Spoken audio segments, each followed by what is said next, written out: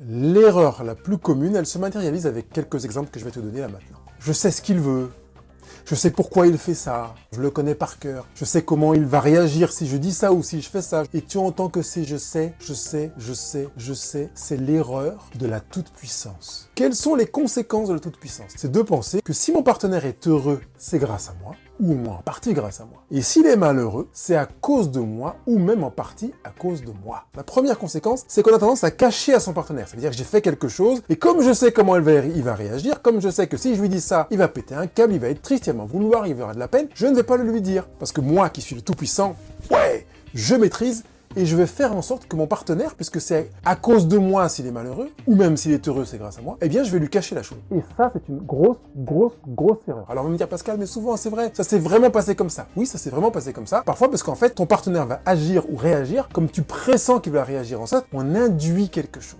Et ça, c'est important de le savoir. Si je viens avec mon partenaire en me disant, je vais lui dire ce que j'ai à lui dire et le laisser vivre ce qu'il a à vivre, ça va se passer complètement autrement. Il est possible qu'il fasse des choses qu'il a déjà faites antérieurement, mais il est possible qu'il fasse complètement autrement. Et je préfère exercer mon pouvoir de la liberté en allant pas dans cette direction.